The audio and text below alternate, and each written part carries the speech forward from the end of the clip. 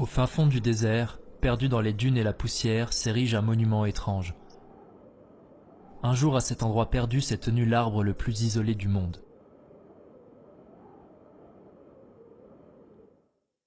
Le Ténéré, désert au milieu du désert, l'un des endroits les plus hostiles de la planète.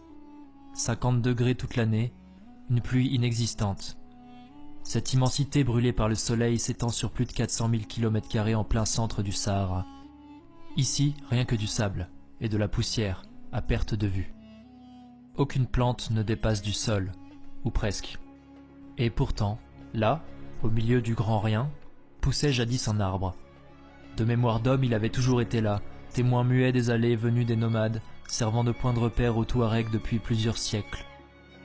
Cet acacia, chétif et rabougri, était en fait le dernier survivant d'un groupe d'arbres qui s'étendait alors sur la région des siècles plus tôt, quand le climat était plus clément. Autour de lui, rien.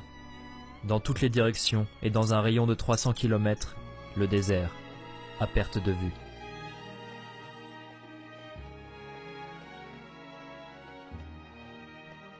En 1939, alors qu'un puits est foré par des militaires français près de l'acacia, Michel Le Sourd, un officier, s'exclame alors « Il faut voir cet arbre pour le croire. Quel est son secret? Comment survit-il alors qu'une multitude de chameaux pourrait manger ses feuilles? Pourquoi les Touaregs, qui mènent par cette route leur caravane, ne coupent-ils pas ces branches pour faire bouillir l'eau de leur thé? La seule réponse est que l'arbre est sacré. Il existe une superstition, un ordre tribal qui est toujours respecté. » En effet, chaque année, les Azalaï, des caravaniers parcourant des milliers de kilomètres pour vendre du sel, se retrouvaient face à l'arbre du Ténéré. L'acacia était devenu au fil du temps un phare vivant, point de repère indispensable pour toute personne traversant le désert. C'était un symbole de vie, un miracle végétal qui toisait le désert du haut de toutes ces années. Ses racines s'enfonçaient alors à plus de 40 mètres sous la surface. Elles traversaient ainsi les couches de sable innombrables pour aller chercher l'eau directement dans une nappe phréatique. L'arbre, ayant survécu au climat extrême du désert depuis les temps immémoriaux, ne survécut malheureusement pas à la fin du XXe siècle. Dans les années 50, un conducteur alors inconnu, se rendant à la ville de Bilma, fonça avec son véhicule dans l'un des deux troncs de l'arbre. Plus tard, en 1959, Henri Lotte, dans son livre L'épopée du Ténéré, écrivit après avoir constaté les dégâts. Auparavant, cet arbre était vert et avait des fleurs. À présent, ce n'est plus qu'un buisson nu et épineux sans couleur. Je le reconnais à peine. Qu'est-il arrivé à cet arbre malheureux?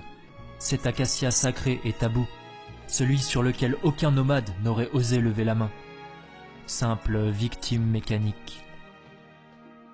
Malgré cet incident, l'acacia s'accrocha à la vie pendant une dizaine d'années.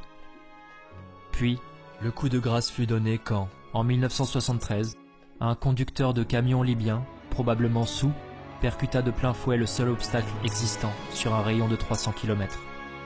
Le tronc se brisa. En un instant, ce fut fini. Le destin du dernier arbre du Ténéré arrivait à son terme.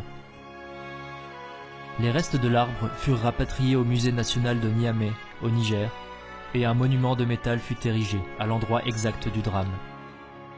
Le nom de l'homme ne fut jamais cité, mais le mal était fait. Après la désertification, le manque d'eau, les siècles de vent et de passage des caravanes, ce furent deux collisions hautement improbables qui eurent finalement raison de lui. Ainsi s'acheva là l'histoire triste et oubliée du dernier arbre du Ténéré.